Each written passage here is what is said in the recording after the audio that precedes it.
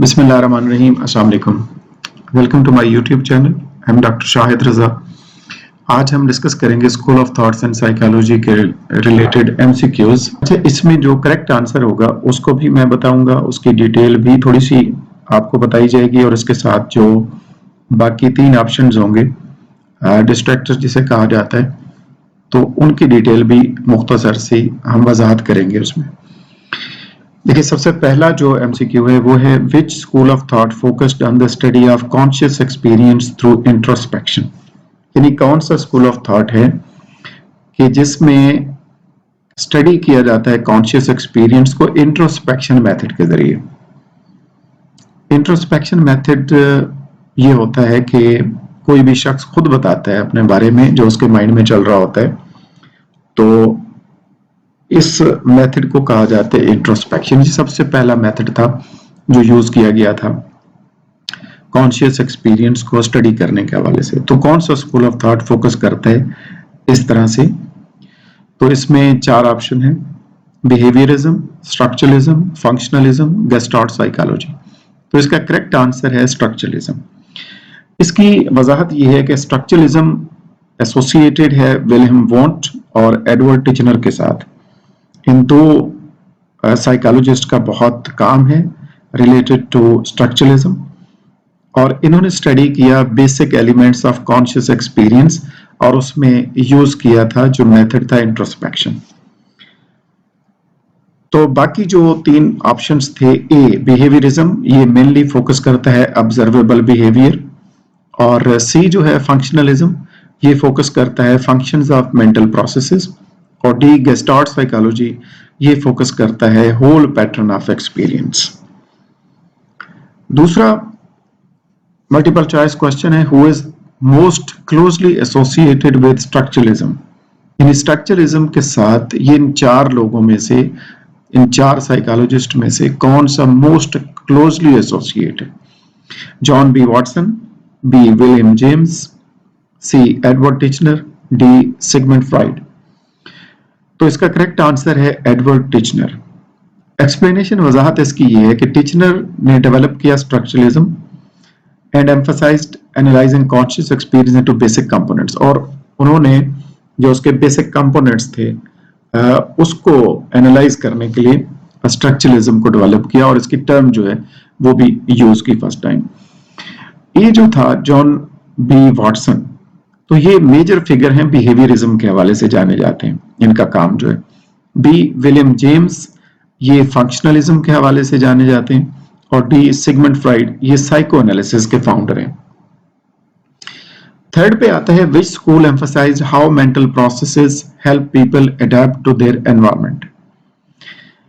विच school emphasise, यानी कौन सा स्कूल ऑफ थॉट है जो ये जोर देता है कि how mental processes help people, कि मेंटल प्रोसेस कैसे लोगों की हेल्प करते हैं कि वो अपनी उन जो एनवायरनमेंट है उसमें एडजस्ट हो सके। तो ए फंक्शनलिज्म, स्ट्रक्चरलिज्म, सी साइको एनालिसिस, डी बिहेवियरिज्म। तो इसका करेक्ट आंसर जो है वो है फंक्शनलिज्म। इसकी वजाहत यह है कि functionalism examined the purpose and usefulness of mental processes and behaviour. Functionalism examine करता है कि मेंटल प्रोसेस का पर्पस और यूजफुलनेस क्या है और बिहेवियर। बी जो ऑप्शन था यहाँ पे आप देख रहे होंगे स्ट्रक्चरलिज्म, ये स्ट्रक्चर ऑफ कॉन्शियसनेस को देखता है, और जो सी है psycho analysis focused heavily on unconscious mind. Psycho analysis में अनकॉन्शियस माइंड को देखा जाता है, उसके हवाले से स्टडी किया जाता है, और जो डी बिहेवियरिज्म है वो ऑब्जर्वेबल बिहेवियर को फोकस करता है। 4 पे है who is considered one of the leading founder of functionalism. कौन समझा जाता है कि वो लीडिंग फाउंडर है फंक्शनलिज्म का, जिसने सबसे पहले काम किया था इसके ऊपर, ये नजरिया पेश किया, स्कूल ऑफ थॉट पेश किया था? William James, Edward Titchener, B F Skinner, Max Wertheimer. तो इसका करेक्ट आंसर है विलियम जेम्स। वजाहत ये है कि William James was a major figure in functionalism and studied how mental processes help individuals adapt। तो इन्होंने इसके ऊपर काम किया और इनका नजरिया था, स्टडी किया इन्होंने कि किस तरह से मेंटल प्रोसेसेस हेल्प करते हैं कि कोई भी इंडिविजुअल किस तरीके से मुख्तलिफ एनवायरनमेंट में एडजस्ट हो सकता है। तो बी जो है वो एडवर्ड टिचनर है जो स्ट्रक्चरलिस्ट हैं, सी बी एफ स्किनर जो बिहेवियरिस्ट हैं, और डी मैक्स वर्दाइमर जो गेस्टाल्ट साइकोलॉजिस्ट हैं। फिफ्थ पे आता है which school of psychology emphasises observable and measurable behaviour. कौन सा स्कूल ऑफ थॉट है, स्कूल ऑफ साइकोलॉजी है कि जो ऑब्जर्वेबल और मेजरेबल बिहेवियर पे जोर देता है? ए psycho analysis, B behaviourism, C humanism, D gestalt psychology. तो इसका करेक्ट आंसर है बिहेवियरिज्म। वजाहत ये है कि behaviourism focuses on observable behaviour in how it is influenced by the environment, कि जो ऑब्जर्वेबल बिहेवियर है उस पे फोकस करता है बिहेवियरिज्म। और इसका जो ए ऑप्शन था साइको एनालिसिस, ये अनकॉन्शियस प्रोसेसेस पे फोकस करता है। सी ह्यूमनिज्म जो है वो ह्यूमन पोटेंशियल, इंसान की जो पोटेंशियल है उसकी जो पर्सनल ग्रोथ है उस पे जोर देता है। और डी गेस्टाल्ट साइकोलॉजी जो है वो होल पैटर्न ऑफ एक्सपीरियंस पे जोर देता है। सिक्स एमसीक्यू है who introduced behaviourism as a major school of thought. Behaviourism को किसने इंट्रोड्यूस किया था as a major school of psychology?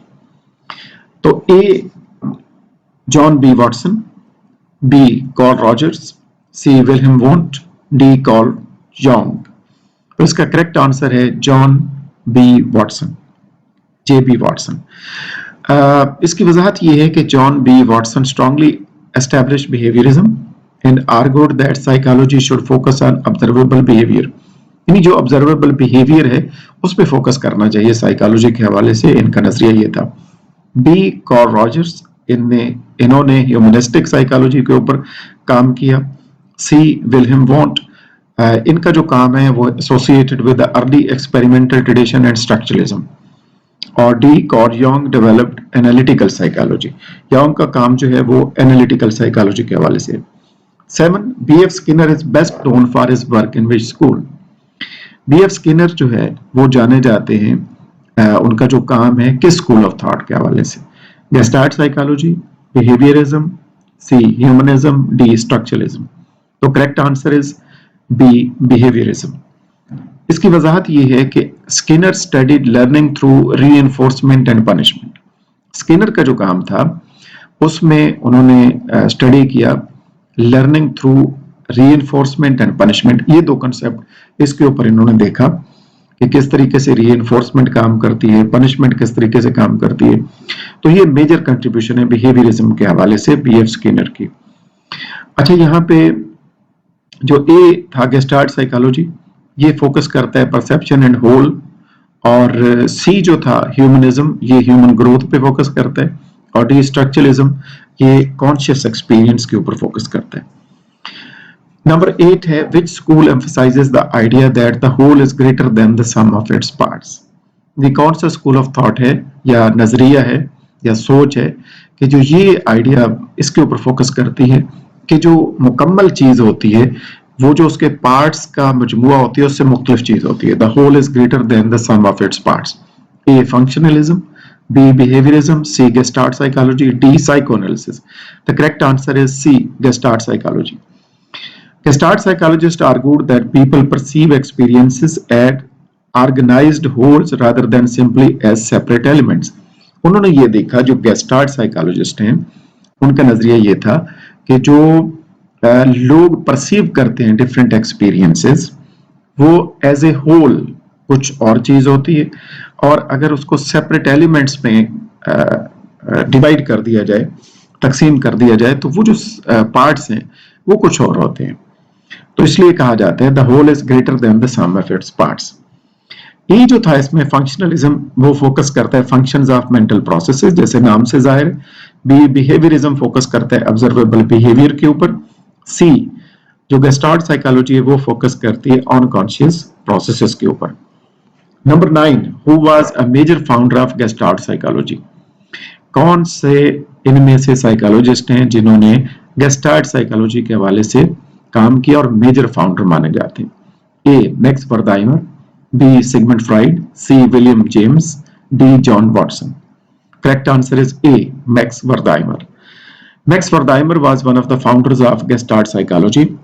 Along with Wolfgang Kohler and Kurt Koffka. तो ये दो भी इनके साथ शामिल थे। ये तीनों ने इसके ऊपर काम किया, but major founder gestalt psychology से जब भी कहा जाता है तो मैक्स वर्दाइवर का नाम आता है। बी ऑप्शन जो था सिगमंड फ्राइड, वो साइकोएनालिसिस के हवाले से उनका काम है। सी विलियम जेम्स का फंक्शनलिज्म के हवाले से काम है। और डी जॉन वॉटसन का बिहेवियरिज्म के हवाले से काम है। Number 10, which school was founded by Sigmund Freud? Sigmund Freud ने कौन सा स्कूल ऑफ थॉट दिया, कौन सा नजरिया दिया? Humanism, B psychoanalysis, C behaviourism, D functionalism. The correct answer is B psychoanalysis.